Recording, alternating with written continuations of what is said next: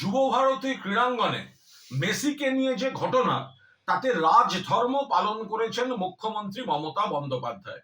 তদন্তের নির্দেশ দিয়েছেন একদিকে পুলিশের, অন্যদিকে অবসরপ্রাপ্ত বিচারপতি অসীম রায়, তাকে দিয়ে একটি কমিটি। এবার রাজ্য সরকার পরপর কড়া পদক্ষেপ নিয়েছে। একদিকে ডিজি রাজীব কুমার, সিপি বিধাননগর মুকেশ কুমারকে শোকজ করা, একাধিক পদাধিকারীর বিরুদ্ধে ব্যবস্থা নেওয়া থেকে শুরু করে সিট গঠন, দক্ষ অফিসারদের নিয়ে সিট গঠন, মুখ্যমন্ত্রী রাজধর্ম পালন করেছেন। অন্যদিকে এই তদন্ত যাতে নিরপেক্ষ থাকে সেজন্য ক্রীড়ামন্ত্রী পদ থেকে ইস্তফা দিতেছে ক্রীড়ামন্ত্রী অরূপ বিশ্বাস।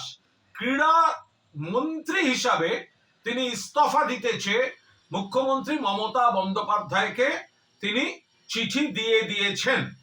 এ ব্যাপারে সিদ্ধান্ত বিবেচনা করছেন মুখ্যমন্ত্রী, কিন্তু অরূপ বিশ্বাস তিনি চিঠি দিয়ে দিয়েছেন। আমাদের বক্তব্য, এটা মমতা বন্দ্যোপাধ্যায় মুখ্যমন্ত্রী বলে এবং তৃণমূল কংগ্রেসের সরকার বলেই এই রাজধর্ম পালন চলছে। 1980 সালের 16ই অগস্ট ইডেনে মোহনবাগান ইস্টবেঙ্গল ম্যাচে কুরুক্ষেত্র 16 জনের মৃত্যু।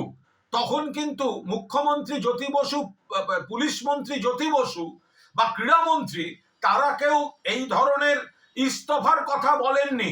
সেখানে কিন্তু বড় কর্তাদের বিরুদ্ধে কোনো ব্যবস্থা হয়নি।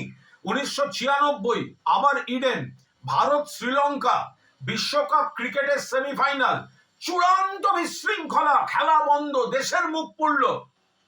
জ্যোতি বসু মুখ্যমন্ত্রী, ক্রীড়ামন্ত্রী সুভাষ চক্রবর্তী, পুলিশ মন্ত্রী বুদ্ধদেব ভট্টাচার্য কেউ কোনো দায়িত্ব নেননি, কোনো তদন্ত হয়নি।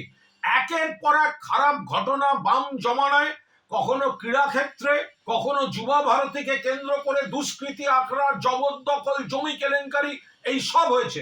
কিন্তু আজ পদক্ষেপ নিতে শুরু করে মমতা বন্দ্যোপাধ্যায় রাজধর্ম পালন করেছেন এবং অরূপ বিশ্বাসও এই তদন্তের প্রতি পূর্ণ আস্থা রেখে মুখ্যমন্ত্রী যখন তদন্ত করাচ্ছেন, সেই তদন্ত যাতে নিরপেক্ষ থাকে, সেই নিরপেক্ষতার স্বার্থে তিনি ইস্তফা দিতেছে মুখ্যমন্ত্রীকে চিঠি পাঠিয়ে দিয়েছেন।